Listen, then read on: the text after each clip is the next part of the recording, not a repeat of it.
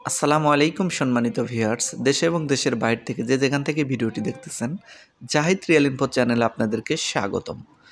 আবারও নতুন একটি খুবই গুরুত্বপূর্ণ আপডেট ভিডিও নিয়ে আপনাদের মাঝে হাজির হলাম। কুয়েতের বর্তমান অবস্থানে কথা বলবো। কুয়েতের বর্তমান অবস্থার খুবই গুরুত্বপূর্ণ কিছু আপডেট আছে, সেই বিষয়ে একের পর এক পয়েন্ট বাই পয়েন্ট কথা বলবো। ১ নম্বর পয়েন্টে কথা বলবো বর্তমান অভিযান সম্পর্কে, ১ নম্বর পয়েন্টে কথা বলবো। ২ নম্বর পয়েন্টে কথা বলবো বর্তমান ভিসা এবং শোন পেপার আপডেট নিয়ে। ৩ নম্বরে আপনাদের গুরুত্বপূর্ণ কিছু কমেন্টের উত্তর দেবো, প্রশ্ন উত্তর দেবো এবং টাকার রেট, স্বর্ণের রেটটা এবং বর্তমান কুয়েতের প্রবাসীদের কী রকম চলতেছে এই বিষয়গুলো নিয়ে কথা বলবো ইনশাআল্লাহ। চলুন। সম্মানিত ভিউয়ার্স, প্রথমে ১ নম্বর পয়েন্ট নিয়ে আমরা কথা বলি। বর্তমান অভিযান সম্পর্কে আপডেট দেব। বর্তমান অভিযান কিন্তু খুবই কঠোরভাবে চলতেছে। তাই অবশ্যই আপনারা কুয়েতে যারা আছেন তারা সাবধানতা অবলম্বন করবেন এবং দেশে যারা আছেন তারা এই বিষয়গুলো জেনে বুঝে তারপরে কিন্তু কুয়েতে পা বাড়াবেন। আর এগুলো কিন্তু মেনে চলতেই হবে আপনাদের 100%। তা না হলে যেকোনো একটা বিপদ হয়ে যেতে পারে। অনেক প্রবাসী ভাই ও বোনদের সাথে অনেক ধরনের বিপদ হচ্ছে।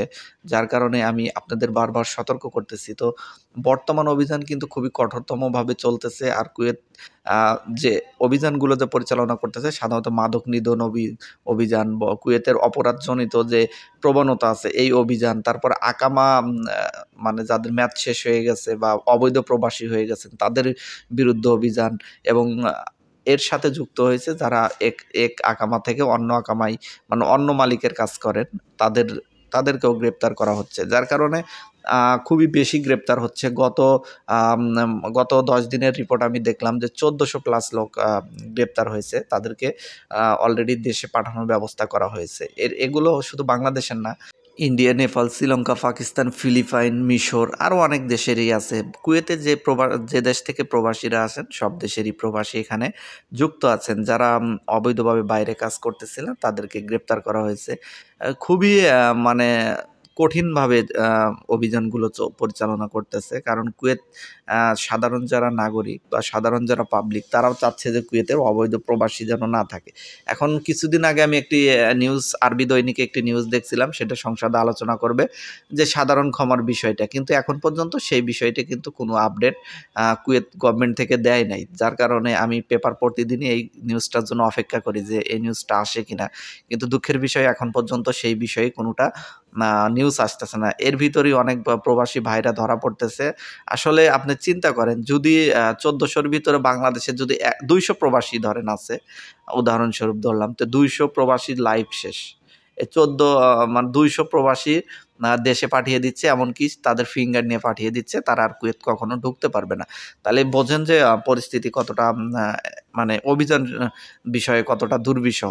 যার কারণে আপনারা যারা কুয়েতে অবস্থান করতেছেন তারা অবশ্যই কিন্তু বাইরে কাজকে এভয়েড করেন আপাতত। খুবই সাবধানে চলাচল করেন। একদম নিরাপদ না মনে হলে সেই কাজটাতে যায়েন না, রিস্ক নিয়েন না। কারণ একটি রিস্কের কারণে যদি আপনার লাইফটা শেষ হয়ে যায় বা আপনাকে দেশে পাঠিয়ে দেওয়া হয়, সেক্ষেত্রে কিন্তু অনেকটা বড় সমস্যা হয়ে যাবে। আর বর্তমান পরিস্থিতিতে গত ১০ দিনে ১৪০০ প্লাস প্রবাসীকে ডিপোজিট করা হয়েছে। মানে কুয়েত থেকে বের করে দেওয়া হয়েছে। তো এবং গ্রেপ্তার করা হয়েছে। তার ভিতর অনেকেই বের করে দিছে অলরেডি, অনেকেই এখন পুলিশ হেফাজতে আছে। খুবই দ্রুত তাদেরকেও কুয়েত থেকে বিতাড়িত করা হবে। তো এখানে খুবই দুঃখের বিষয় যে তাদের পাঁচ ফিঙ্গার নিয়ে দেশে পাঠিয়ে দেওয়া হচ্ছে। তার কারণ কুয়েত আর ঢুকতে পারবে না। আমি এই বিষয়টি আপনাদের মাঝে গুরুত্বপূর্ণ তাই ডাবল মানে ২ বার করে বলে দিলাম। সো সবাই অবশ্যই এই বিষয়টা সাবধান হবেন। আর কুয়েতের অভিযান সম্পর্কে অনেকে প্রশ্ন করেন যে অভিযান শেষ হবে কবে? বা অভিযান আসলে শেষ হবে কবে এই বিষয়টি বলা খুবই মুশকিল। অভিযান চলতেছে কতদিন হলো তার এটার কোনো শেষ দেখতেছি না। ২০২৪ সাল থেকে শেষ হওয়ার একটা ইঙ্গিত পাওয়া গেছিল, কিন্তু সেটা তো আর হলো না। নতুন বছরে নতুন মাসে এসে দেখা যাচ্ছে অভিযানের তীব্রতা আরও বৃদ্ধি করেছে কুয়েত গভর্নমেন্ট থেকে। আর এর জন্য পিছনে কিছু দায় আছে। সেটা হলো নেশাদার দ্রব্য কুয়েতে প্রচুর পরিমাণ ঢোকে। বিশেষ করে বছরের ১ম দিকগুলোতে। তো যার কারণে অভিযান এই বিষয়টা চিন্তা করেও কঠোর করে রাখে। কিন্তু আসলে সাধারণ পাবলিকরা তো বা যারা প্রবাসে আসে, বিশেষ করে বাংলাদেশি, ইন্ডিয়ান, এই শ্রীলঙ্কান এরা তো বাইরে কাজ করে বেশি। বাংলাদেশিরাই বাইরে কাজ বেশি করে। তো দেখা যাচ্ছে এত টাকা খরচ করে এসে যে বেতন পায় সে বেতনে আসলে সেভাবে মানে ইনকাম হয় না। তো যার কারণে বাইরে কাজ করতে হয়, বাধ্যগতভাবেই করতে হয়। আর এই এই সমস্যা হলে পারে দেখা যাচ্ছে এই বাইরে যারা কাজ করে সেই প্রবাসীগুলো বেশি ধরা পড়ে। তো যার কারণে পরিস্থিতি দিন দিন খুবই খারাপ অবস্থানে যাচ্ছে। খুব দ্রুত অভিযান শেষ হবে এই বিষয়টা আসলে বলা যাচ্ছে না, তাই সাবধানতা অবলম্বন করাই বুদ্ধিমানের কাজ হবে। তো চলুন ২ নম্বর পয়েন্টে কথা বলা যাক, বর্তমান ভিসা আপডেট। বর্তমান ভিসা আপডেট নিয়ে একটি দারুণ সুখবর আছে আপনাদের জন্য। সেটা হচ্ছে যারা ডানা কোম্পানিতে ভিসা জমা দেওয়ার জন্য পাসপোর্ট জমা দিয়েছেন তাদের আবারও ভিসা বের হয়েছে। আর এই ভিসার দেখিয়ে এই ভিসা সম্পর্কে বিস্তারিত কি, কি সুযোগ সুবিধা আছে আ আমি এই বিষয় নিয়ে কথা বলবো আজকের ২য় ভিডিওতে। আমি সেটা বাংলাদেশ টাইম ৭ টায় অথবা ৬টা ৭টার দিকে ছাড়বো আরকি। আপনারা ভিডিওটা বিস্তারিত দেখে নেবেন। কারণ যে সেখানে ভিসা যে পেয়েছে তার বেতনসহ আপনারা আসলে একটা জিনিস আমি আপনাদের একটু আইডিয়া দেই যে ২০০ কেডি সেলারিতেও অনেক ভিসা বের হইছে। ভিসা বের হইছে অনেকগুলা। ১৬০ কেডি, ১৮০ কেডি, ২০০ কেডি মানে ১০০ মানে এই সেলারিতে অনেকগুলো ভিসা বের হয়েছে। যার কারণে আমি প্রতিটা ভিসা ধরে, ধরে আপনাদের মাঝে এই বিষয়টা বিস্তারিত কথা বলবো। এটা আপনাদের জন্য যারা ডানা কোম্পানিতে আসতেছেন তাদের জন্য বিশাল একটি সুসংবাদ এবং গুড নিউজ। এবং কুয়েতে যারা নতুন প্রবাসী আ ভাইরা আসতেছেন তাদের উদ্দেশ্যে বলতেছি, আপনারা যারা বাংলাদেশ থেকে ভিসা প্রসেসিং করবেন বা ভিসা যারা পাচ্ছেন তারা অবশ্যই বাংলাদেশ এম্বাসির থেকে আগে সত্যায়িত করে নেবেন ভিসাটা। সে না করলে কিন্তু এটার একটা সমস্যা পড়ে যাবেন। বাংলাদেশ এম্বাসির থেকে কুয়েতে যে বাংলাদেশ এম্বাসি আছে সেখান থেকে সত্যায়িত করেই আপনাকে ভিসা কপি পাঠাতে হবে। আপনার দালাল বা এজেন্সি এই বিষয়ে হয়তো অবগত আছে। তারপরও আমি সাবধানতা জন্য বারবার বলি বিষয়টা। তো বর্তমান পরিস্থিতিতে ভিসা আপডেট অন্যান্য কোম্পানি ক্লিনার ভিসার থেকে শুরু করে আহলি ভিসার প্রতিটা সেক্টরই দেখা যাচ্ছে প্রচুর লোক আসার জন্য পাসপোর্ট জমা দিয়েছে, কিন্তু ভিসা সেরকমভাবে বের হচ্ছে না। আসলে ভিসার কাজ যেভাবে দ্রুত গতিতে জানুয়ারি মাসে এগিয়ে যাওয়ার কথা সেই তুলনায় কিন্তু কিছুই হচ্ছে না, তেমন একটা বেরই হচ্ছে না। শন পেপার আমি প্রতিদিনই আপনাদের টুকটাক আপডেট দিচ্ছি, একটা দুইটা কোম্পানিতে বের হচ্ছে, খুবই অল্প সংখ্যক বের হচ্ছে। তো দেখা যাচ্ছে বড় বড় যে কোম্পানিগুলো আছে তানজিব, আল ফয়সাল, পিসাইট, আব্দুল হামিদ, ন্যাশনাল বা সুইডিশ এই কোম্পানিগুলোতে কিন্তু শন পেপার বের হচ্ছে না। এখান থেকে যদি শন পেপার বের হতো তাহলে কিন্তু অনেক সংখ্যায় বাংলাদেশের দেশ শন পেপার পেত।